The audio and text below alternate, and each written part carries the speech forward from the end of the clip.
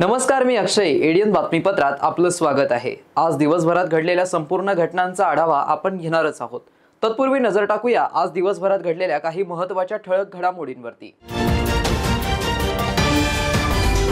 बुद्धाच्या धम्माच्या कृतीतून आचरण करणं गरजेचं आहे. गगनजीत मलिक यांचे प्रतिपादन आणि भारत बुद्धमय करण्याचा संकल्प.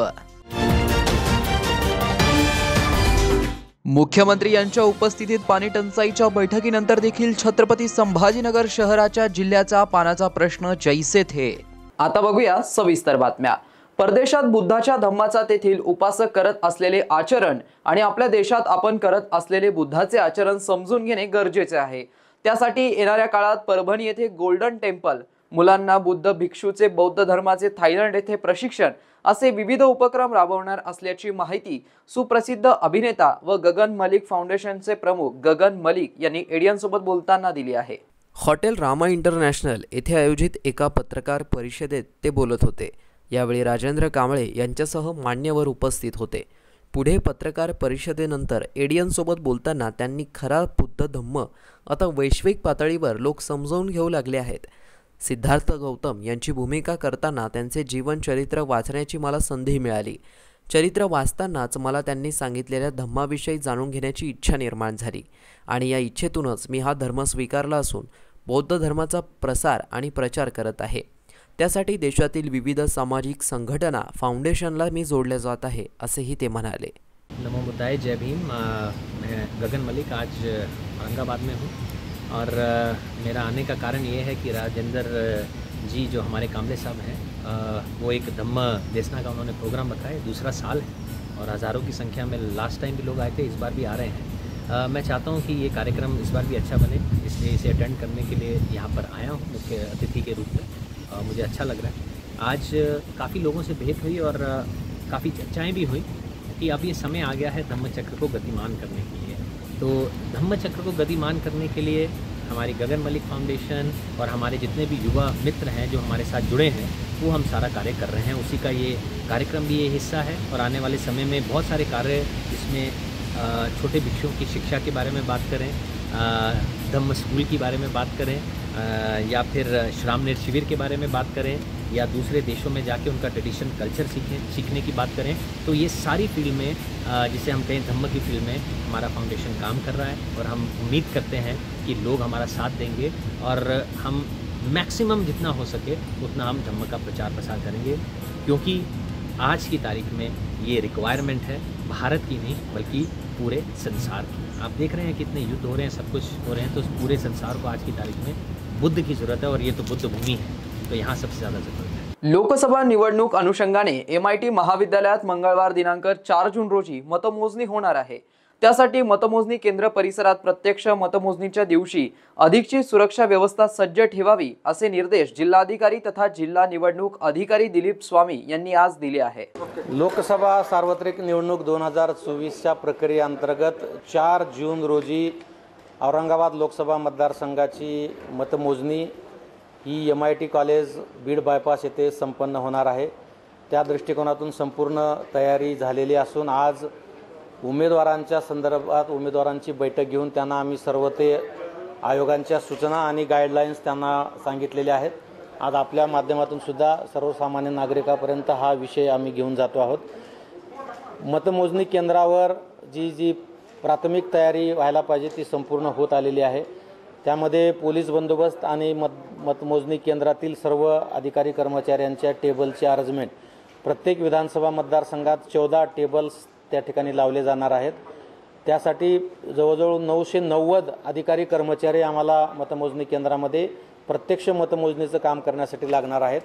बाहेर मोठ्या प्रमाणामध्ये पोलीस बंदोबस्त त्या ठिकाणी लावण्यात येणार असून जवळजवळ 70 पोलीस अधिकारी DCP, ACP, PI, API या दर्जाचे 70 अधिकारी आणि 500 पेक्षा जास्त पोलीस कर्मचारी त्या ठिकाणी तैनात असणार आहेत. CRPF आणि स्टेट रिझर्व्ह पोलीसचे 30 अधिकारी कर्मचारी त्या ठिकाणी बंदोबस्तासाठी राहणार आहेत. उमेदवारांना काउंटिंग एजंट नेमण्यासंदर्भातली कालमर्यादा आहे ती त्यांना सांगितलेली आहे. नमुना 18 हा भरून त्यांना 2 प्रतीमध्ये द्यायला पाहिजेत. फोटोसहित त्यांनी ते अर्ज द्यावेत विहित कालावधीमध्ये. म्हणजे उमेदवारांना त्यांच्या मतमोजणीसाठी जो एजंट नियुक्त करायचा आहे ते त्यांना त्या ठिकाणी नियुक्त करता येणार आहे. ही सर्व सूचना आम्ही निर्गमित केलेल्या आहेत. मतमोजणीला सुरुवात पोस्टल बॅलेट पेपरच्या मतमोजणीने त्या ठिकाणी सुरुवात होणार आहे. मतमोजणीसाठी 2 सन्माननीय ऑब्झर्व्हरची नियुक्ती भारत निवडणूक आयोगाने केलेली आहे. एक आपले ऑब्झर्व्हर जे निवडणूक कालावधीमध्ये होते आदरणीय दंडे सर त्या ठिकाणी असणार आहेत आणि दुसरे एक ऑब्झर्व्हर 3 विधानसभा मतदारसंघासाठी आयोगाकडून नियुक्त केले जाणार आहेत. आणि ह्या दोन्ही ऑब्झर्व्हरच्या उपस्थितीमध्ये उमेदवार किंवा त्यांच्या एजंटच्या उपस्थितीमध्ये सकाळी 7 वाजता स्ट्रॉंग रूम खुलं केलं जाणार आहे आणि 8 वाजता सर्व उपस्थितांना गोपनीयतेची माहिती देऊन गोपनीयतेची शपथ देऊन बरोबर 8 वाजता मतमोजणीला त्या ठिकाणी प्रारंभ होणार आहे. तर जायकवाडी धरणाचे पाणी झपाट्याने कमी झाल्यामुळे अनेक वर्षापूर्वींचे मंदिर उघड झाले आहे. 50 वर्षापूर्वी जलसमाधी मिळालेले मंदिर दिसू लागले आहे. यामुळे दोन्ही जिल्ह्यातील धरणांच्या पट्ट्यात खडकुळी या ठिकाणचे चक्रधर स्वामी यांचे मंदिर देखील उघडे पडले आहे. जायकवाडी धरणाचे पाणी झपाट्याने कमी झाल्यामुळे अनेक वर्षापूर्वींचे मंदिर उघड झालंय. 50 वर्षापूर्वी जलसमाधी मिळालेले मंदिर आता दिसू लागले आहे. यामुळे जुन्या आठवणी जाग्या झाल्या आहेत. 2 जिल्ह्यातील धरणांच्या पट्ट्यात खडकुली या ठिकाणाचे चक्रधर स्वामी यांचं मंदिर देखील उघडं पडलंय. चक्रधर स्वामींच्या मंदिरात दर्शनासाठी महाराष्ट्रासह गुजरात, तामिळनाडू, आंध्र प्रदेश, दिल्ली येथून भाविक यायचे. या धरणामुळे प्राचीन हेमांडपी मंदिरात जलसमाधी मिळाली होती. या चक्रधर स्वामी महादेव मंदिरासह मुस्लिम धर्माच्या मशिदीलाही जलसमाधी मिळाली होती. आता धरणाचा पाणीसाठा 5% झाला असल्याने ही मंदिरे उघडी पडली आहे. यामुळे 50 वर्ष पाण्यात लाटांशी झुंजणारे हे मंदिर आता उघडे पडले आहे. जायकवाडीचे कार्यकारी अभियंता प्रशांत जाधव यांनी सांगितले की धरणाचा पाणीसाठा आणखीन कमी झाल्यास आणखी मंदिरे इतर ठिकाणी उघडी पडतील. नागरिकांनी हे बघण्यासाठी आले तरी पाण्यात जाऊ नये असे आवाहन त्यांनी केलं आहे. चक्रधर स्वामी यांचं मंदिर देखील उघडं पडलंय. गोदावरी नदीच्या पात्रात जायकवाडी धरण बांधले गेले. सन 1965 धरणाच्या कामाला सुरुवात झाल्यानंतर सन 23 मे 1974 साली धरणात पहिल्यांदाच पाणी साठ्यास सुरुवात झाली होती. यापूर्वी सन 2018 मध्ये धरणाचा पाणीसाठा मृतसाठ्यात आल्यानंतर मंदिरे उघडी पडली होती. त्यानंतर आता 6 वर्षांनंतर पुन्हा उघडी पडली आहेत. आता अनेक वर्षांनंतर जायकवाडी धरणातील पाण्याची पातळी खालावली आहे. काही जुने रस्ते देखील उघडे पडले असल्याचे अभियंता विजय काकडे यांनी सांगितलं. चक्रधर स्वामींचे मंदिर पाहण्यासाठी अनेक पर्यटकांनी रविवारी येथे गर्दी केली आहे. 10वीचा निकाल जाहीर झाल्यावर मनपाच्या विद्यार्थ्यांची उत्तुंग भरारी दिसून आली आहे. महानगरपालिकेच्या 2 शाळांचा निकाल 100% लागला असून सर्व मनपा शाळांचा निकाल 82.90% लागला आहे. मार्च 2024 मध्ये महाराष्ट्र राज्य माध्यमिक व उच्च माध्यमिक शिक्षण मंडळातर्फे माध्यमिक शालांत इयत्ता 10वीच्या परीक्षा घेण्यात आल्या होत्या. या परीक्षेचा निकाल सोमवारी दुपारी ऑनलाईन पद्धतीने सर्वत्र जाहीर झालाय. यात महानगरपालिकेच्या विद्यार्थ्यांनी विशेष प्रावीण्य मिळवून उत्तुंग भरारी घेतली आहे. आयुक्त तथा प्रशासक जे श्रीकांत यांच्या विशेष देखरेखीखाली व उपायुक्त अंकुश पांढरे, शिक्षणाधिकारी भारत तिनगोटे यांच्या मार्गदर्शनाखाली महानगरपालिकेच्या विद्यार्थ्यांनी विशेष प्रावीण्य मिळवलं आहे. मनपाच्या 2 शाळांचा निकाल 100% लागला आहे. मार्च 2024च्या माध्यमिक शालांत प्रमाणपत्र इयत्ता 10वी परीक्षेसाठी मनपा शाळेतील 10वीच्या एकूण 808 विद्यार्थ्यांपैकी 792 विद्यार्थ्यांनी परीक्षा दिली. यात 709 विद्यार्थी उत्तीर्ण झाले. सर्व मिळून मनपा शाळांचा निकाल 82.90% लागला आहे. यात मनपाच्या 2 शाळांचा निकाल हा 100% लागला आहे. यात मनपा माध्यमिक शाळा मिटमिटा, मनपा माध्यमिक शाळा यशोधरा कॉलनी उर्दू यांचा समावेश आहे. तसेच किराडपुरा क्रमांक 1 उर्दूचा 98.14% तर प्रियदर्शनी मयूरबन कॉलनी 96.30% व मनपा माध्यमिक शाळा नारेगाव माध्यम उर्दू 95% निकाल लागला आहे. मनपा माध्यमिक शाळा मिटमिटा येथील अक्षरा दत्तू सोनवणे हिने मराठी माध्यमातून 88.70% गुण घेऊन प्रथम क्रमांक पटकावला आहे. याबरोबरच शहाबाजार येथील सिद्दीकी यासिरा हिने उर्दू माध्यमातून 84.60% गुण घेऊन उर्दू माध्यमात प्रथम क्रमांक पटकावला आहे. यासोबतच सिडको N7 येथील रोझी डिसूजा 87%, मनपा माध्यमिक शाळा मिठमिठा पायल निलेश निंभारे 84.40%, मनपा माध्यमिक शाळा नारेगाव उर्दू शेख आसमा सादिक 84% व शेख अक्सा नूरेन मोहम्मद अली 81.80% घेऊन प्रावीण्य मिळवलं आहे। या सर्व यशस्वी विद्यार्थ्यांचं आयुक्त तथा प्रशासक जी श्रीकांत यांनी अभिनंदन केलंय व विद्यार्थ्यांच्या पुढील वाटचालीसाठी मनपूर्वक शुभेच्छा सुद्धा दिल्या आहेत। शहरवासियांना एक सुवर्ण संधी। तुम्हीही एखादा व्यवसाय करताय का? मग एडीएनवर जाहिरात करा आणि मिळवा व्यवसायात मोठा फायदा। तर वाट कसली पाहताय? आत्ताच खाली दिसत असलेल्या नंबरवर संपर्क साधा। इथे वेळ झाली आहे एका छोट्याशा ब्रेकची। कुठे जाऊ नका, पाहत रहा एडीएन न्यूज।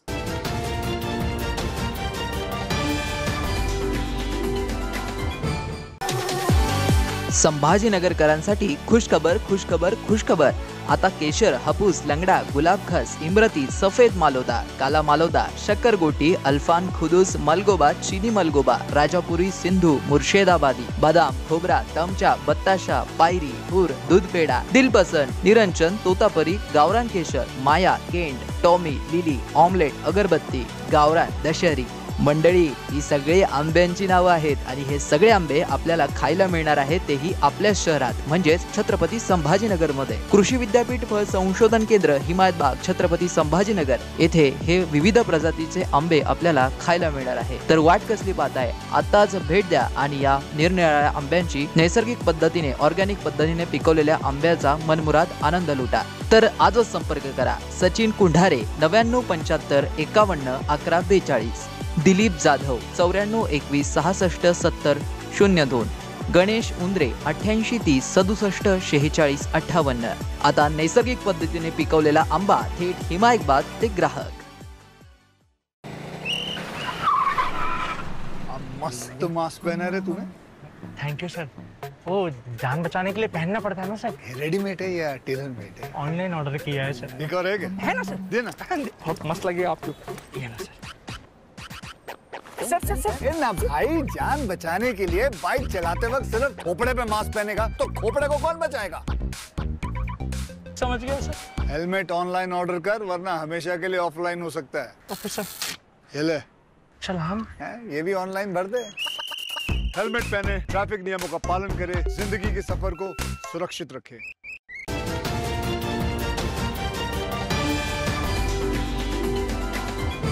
ब्रेक नंतर पुन्हा एकदा स्वागत। आपण बघत आहात एडीएन बातमीपत्र। महावितरणाच्या तंत्रज्ञात शिवीगाळ व मारहाण करून जीवे मारण्याची धमकी देणाऱ्या ग्राहकावर सिडको MIDC पोलीस ठाण्यात गुन्हा दाखल करण्यात आला आहे। सदर बाब कॅमेऱ्यात कैद झाली असून तो व्हिडिओ सध्या सोशल मीडियावरती प्रचंड व्हायरल होत आहे।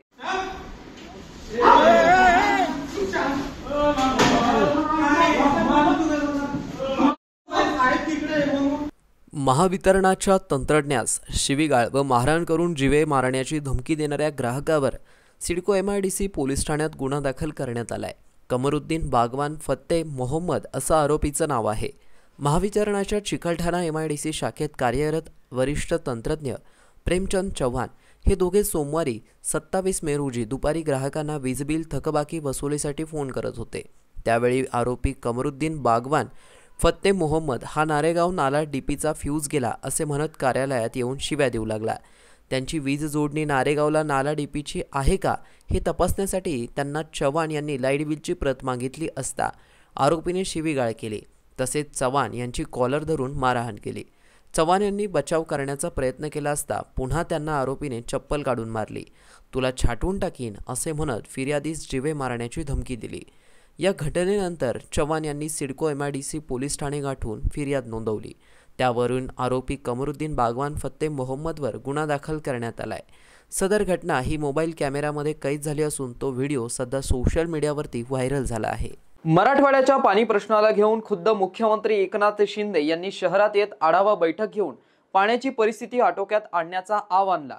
मात्र ते गेल्यानंतर जिल्ह्यातील पाणी प्रश्न आणखीनच बिकट झाला असल्याचे चित्र पाहावयास मिळत आहे। मराठवाड्यामध्ये पाण्याची भीषण पाणी टंचाई पाहायला मिळत आहे, तर दुसरीकडे शहर जिल्ह्यामध्ये पाण्याचा भीषण प्रश्न निर्माण झालाय। एकीकडे शहराला 2 खासदार तर डझनभर मंत्री लाभलेले आहेत। त्यातच मराठवाड्याच्या पाणी प्रश्नाला घेऊन खुद्द मुख्यमंत्री एकनाथ शिंदे यांनी मागील आठवड्यातच शहरात येत आढावा बैठक घेऊन पाण्याची परिस्थिती आटोक्यात आणण्याचा आवाहन आणला। प्रशासनास आदेश जारी केले. प्रशासनाने देखील परिस्थिती त्यांच्या समोर मांडली. त्यानंतर त्यांनी सूचना करून निघून गेले. ते येऊन गेले तरी देखील शहर जिल्ह्याचा पाण्याचा प्रश्न मिटत नाहीये. ते गेल्यानंतर जिल्ह्यातील पाणी प्रश्न आणखीनच बिकट झाला असल्याचे चित्र पाहावयास मिळत आहे. शहरामध्ये असे काही भाग आहेत की ज्या भागाला 15-15 दिवस पाणी येत नाही, तर दुसरीकडे नळ कनेक्शन आहे, मात्र वर्षभरातून त्यांना पाणीच नाही. अक्षरशः महिन्याभरासाठी चक्क 1100 ते 2000 रुपये महिन्याकाठी महानगरपालिकेच्या पाणी टँकरला नागरिकांना मोजावे लागत आहे. एवढं करूनही 4 दिवस टँकर वॉर्डात येत नाहीये, अशी धक्कादायक माहिती काही नागरिकांनी मांडली आहे. मतमोजणीसाठी नियुक्त सर्व अधिकारी आणि कर्मचाऱ्यांनी मतमोजणी प्रक्रिया निवडणूक आयोगाच्या निर्देशानुसारच पद्धतीने पार पाडावी, यासाठी प्रशिक्षणातून स्वतःला सिद्ध करावे, असे निर्देश जिल्हा निवडणूक अधिकारी तथा जिल्हाधिकारी दिलीप स्वामी यांनी दिले आहे. औरंगाबाद लोकसभा मतदारसंघाची मतमोजणी प्रक्रिया मंगळवार दिनांक 4 जून रोजी होणार आहे. मतमोजणी प्रक्रियेसाठी नियुक्त अधिकारी, कर्मचारी, सहाय्यक निवडणूक निर्णय अधिकारी, पोलीस अधिकारी, कर्मचारी यांचे प्रशिक्षण आज वंदे मातरम सभागृहात आयोजित करण्यात आले होते. प्रशिक्षणास पोलीस आयुक्त मनोज लोहिया, उपजिल्हा निवडणूक अधिकारी देवेंद्र कटके, उपजिल्हाधिकारी प्रबोधय मुळे, व्यंकट राठोड, एकनाथ बंगाळे उपस्थित होते. पोलीस आयुक्त मनोज लोहिया यांनी कायदा सुव्यवस्थेविषयी सगळ्यांना माहिती दिली. त्यात प्रवेश, पार्किंग व्यवस्था, सुरक्षा व्यवस्था, माध्यम प्रतिनिधींचा प्रवेश, मीडिया सेंटर आणि कम्युनिकेशन सेंटर याबाबत माहिती दिली. उपजिल्हाधिकारी प्रबोधय मुळे यांनी पोस्टल मतमोजणीबाबत अधिक माहिती दिली. समन्वय अधिकारी म्हणून नियुक्त अधिकारी तसेच सर्व सहाय्यक निवडणूक निर्णय अधिकारी प्रशिक्षणास हजर होते.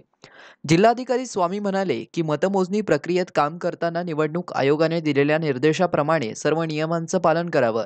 यामध्ये सूक्ष्म निरीक्षक, पोलीस अधिकारी आणि कर्मचारी यांनी आपापले कर्तव्य पार पाडण्यासाठी सर्व तयारी करावी. मतमोजणी ही प्रक्रिया संयुक्त असून त्यासाठी सर्व यंत्रांचा समन्वय आवश्यक आहे. यामुळे समन्वय राखून सगळ्यांनी कामकाज करावे, असे आवाहन त्यांनी यावेळी सर्वांना केले. शेवटी पुन्हा एकदा नजर टाकूया आज दिवसभरात घडलेल्या काही महत्त्वाच्या ठळक घडामोडींवरती. बुद्धाच्या धम्माच्या कृतीतून आचरण करणं गरजेचं आहे, गगनजीत मलिक यांचे प्रतिपादन आणि भारत बुद्धमय करण्याचा संकल्प. मुख्यमंत्री यांच्या उपस्थितीत पाणी टंचाईच्या बैठकीनंतर देखील छत्रपती संभाजीनगर शहराच्या जिल्ह्याचा पाण्याचा प्रश्न जैसे थे. याबरोबरच हे बातमीपत्र इथेच संपलं. पुन्हा भेटूया पुढील बातमीपत्रात. तोपर्यंत पाहत राहा आपल्या हक्काचं बातमीपत्र ADN न्यूज.